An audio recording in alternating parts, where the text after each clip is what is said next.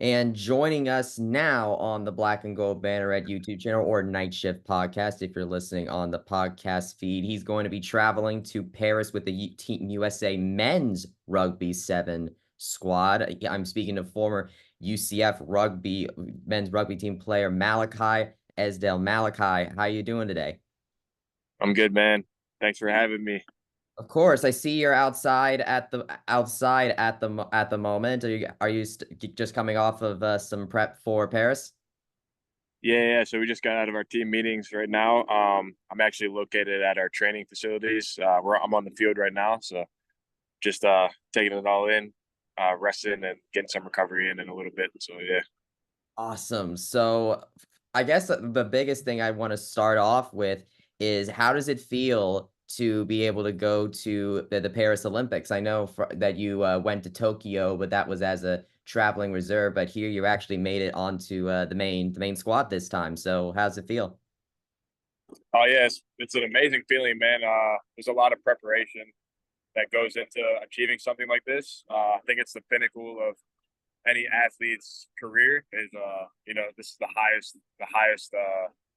uh this is the goal. This is the end goal in any athlete's career. So, yeah, I'm elated, super grateful, and very excited. I think we have a good chance of, medaling. So when you have that in the sights, it's something to get excited about.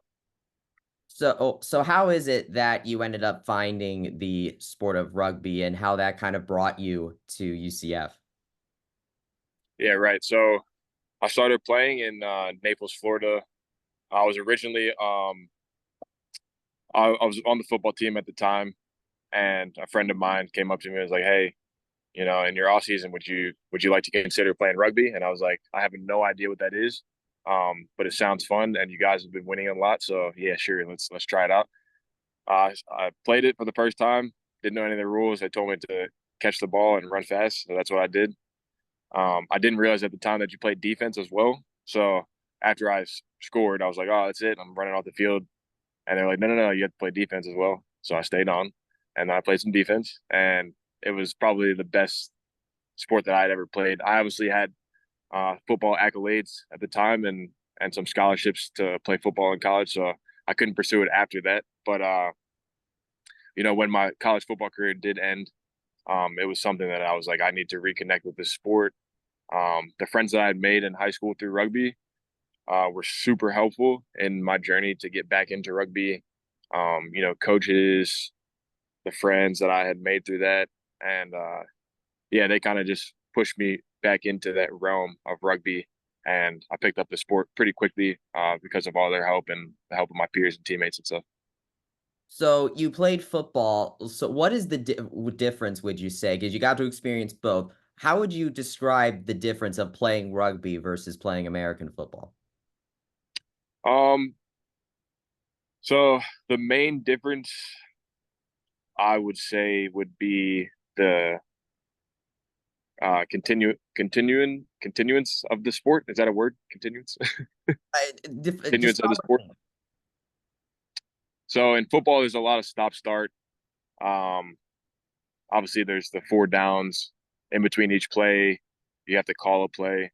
In rugby, it's all on the fly. There's no stoppage except for, penalties or a dead ball if the ball goes out of bounds. So the pace of the game is much different. You get a lot more rest time in football. I think on the football, the games take like 2 hours long, and the actual in-game action that you're going to see is like maybe 12 minutes, 15 minutes of you actually playing. The rest of it's sitting on the sideline, play calling, um, and other like timeouts and stuff like that. So there's no timeouts in rugby. Uh, it only stops on dead ball penalties and things like that. So the pace of the game is extremely different. That's probably the biggest thing. So you ended up joining UCF's men's rugby club. What was it like to to join that squad, and how much did that kind of help you to help you in your rugby journey? Yeah, it was good. So before joining that team, I had maybe uh, roughly four matches of experience before that. So I think that moment in my career really defined more of the like intricate skills that you pick up on the rugby pitch. I played a full season of 15s and then a full summer season of sevens, and that was the first time that I had ever done that. Um, so I got to learn from more experienced players, and even the less experienced players. I got to work with them to hone all of our skills together. So it was great to have people to go through that process with me. So you ended up joining from your profile, you ended up joining the Houston SaberCats, which is a team in Major League Rugby. So you got a chance to kind of experience what kind of institution is there for professional rugby and outside of Team USA. So what's it like? What was that experience like? And is there what would you say maybe is there if you I don't know if you still follow it now, but the difference of, being a professional rugby player outside of Team USA and the evolution of the sport. Yeah, so I think that helps a lot with the professionalism of myself. I was getting paid to play a sport that I just did for fun. So I think on that end, it helps with professionalism of myself. And then again, like the experience level and the talent level just went up another notch. So I think that whole experience really developed me into the professional athlete that I was, going to become. But yeah, the growth and development of the sport in this country alone um, is amazing, man. I joined the league in 2017, 2018, and the league has grown so much since then. It's become such a better professional environment. Uh, the talent has gotten a lot better. The competition has changed so much and drastically. So yeah, I think yeah, the MLR I owe a lot to be completely honest with you. It was the start of my professional career. Um, and I hope to see it continue to grow and hopefully, a lot of people get opportunities like that to develop their game and pursue their professional career. So then how does Team USA enter the picture? Oh yeah, so I actually played with while I was at Houston SaberCats, I played with a guy named Osea Kalinisau, who was the captain of the Fijian rugby sevens team in the 2016 Rio Olympics. He won their country their first gold medal. This guy is, a legend in the country of Fiji, and he's even on their currency. His face is on the currency in Fiji. So he had a connection with Mike Friday, which is a USA head coach. And he said, "Hey, this guy Malachi, he's something special. He's pretty fast. I think he's got a real knack for the game of sevens." And basically sent an email out. And the way it works is if you get a recommendation like that, they'll send you to a camp in Chula Vista, which is where I am right now. And essentially you do like a trial. And from there, they'll offer you contracts or they'll invite you back for another camp. They'll put you in their youth pathways. So that was kind of how Houston, uh, correlated into the USA rugby path. What does it feel like to get a recommendation from somebody at that level? Because as I understand it, rugby is very much a popular sport in like that Oceania area, like New Zealand, Australia, and Fiji. Like I see them at the top of rugby competitions quite a lot. So what was it like to end up getting that recommendation from a guy like that? I mean, when I hear the fact that his face is on Fijian currency, I mean, wow. Yeah, no, it's crazy. That's someone that I really looked up to, and even in the earlier stages of my career, the one team that mostly everybody knows is the All Blacks, the New Zealand All Blacks, and that's in that Oceania region. So yeah, knowing that someone from that side of the world was giving me a recommendation was everything. It kind of gave me a lot of confidence and belief in myself, and then going into such a high performance environment, that's definitely something that you need is confidence and belief in yourself and knowing that the ability that you have is what got you this far. So it just pumps you up a little bit more to go a little bit extra harder when you come out to something like this. So yeah, I think it was everything.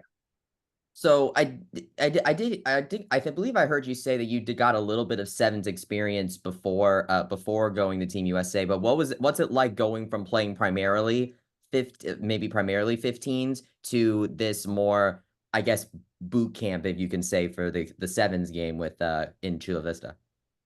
Yeah. So the first sevens game I actually played um, was right before I got to UCF, and it was a beach tournament. So I was playing barefoot on the beach, and it was fun. You know, it was a social game.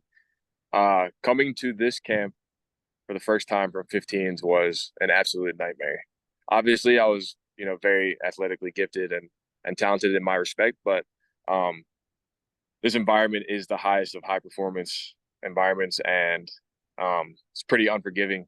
You know what they put you through here, so I definitely left here questioning if I wanted to come back, but it was something I was good at, and I did enjoy myself in the times that were good. So yeah, this is just it's a really extreme environment and made to uh you know bring out the best in you. So I think that's what it takes. It takes a little bit of pressure. It takes that really hard, tough environment.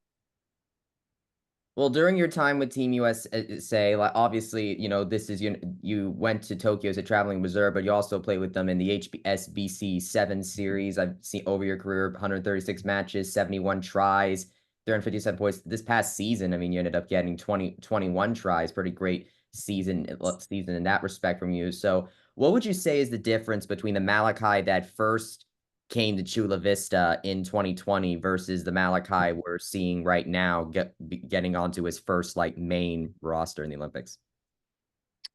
Yeah, so that's actually a great question. I think that my game has developed tremendously. Obviously, I'm probably got a late start to the sport overall. So, I think my game in the beginning was lacking on the skill and technical side, and I relied a lot on my athleticism. So, I think in the beginning of my career, I was mainly considered a finisher.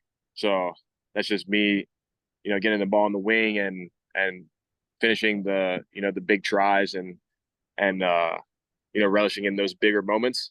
I think as my career progressed, though, I took on more of a playmaking role, a guy that can make better decisions, uh, and just like technically sound on the rugby pitch, setting up more tries than scoring. Obviously, it is fun to score tries, so I keep that at the top of the priority list. But I equally enjoy setting up my teammates for tries, and then just knowing the game and processing the game in a different kind of way, and it's slowed down for me. So yeah, I think my game has come a long way since I first got on the team. So, you've been awesome with your time. So I'll give you one more question for you. You were a traveling reserve for the team in Tokyo 2020. Didn't really get a chance to get on, but you were there to experience it. So how does that inform your form you now going into this experience with Paris, where you will more likely get a chance to see the pitch this time? Yeah, no, Tokyo was a wonderful experience. It was obviously very different. I was during the pandemic and everything, so the access to the things in Tokyo were limited to the reserves. Um, but nonetheless, it was a great experience. I got to learn from a lot of the older guys and how to conduct yourself on tour. Um, I got a grasp of the gravity of the Olympics, and feeling that atmosphere and the energy surrounding such a traditional sporting event. So I think if anything, it's just prepared me to know that this is a very big stage, um, and to not get overwhelmed with anything, and just handle all the pressures as they come. Um, but yeah, I'm looking forward to taking the pitch this time, and helping my country win a medal. Well, awesome. Well, thank you so much for speaking with us. Best of luck. I'm sure several UCF fans will be behind you as well now for this journey, and just have a great time in Paris, and best of luck to you and the rest of the Team USA men's side. Now we have two people on both the men's and women's side to root for in rugby. Yeah, no, thank you so much, and thank you for having me again.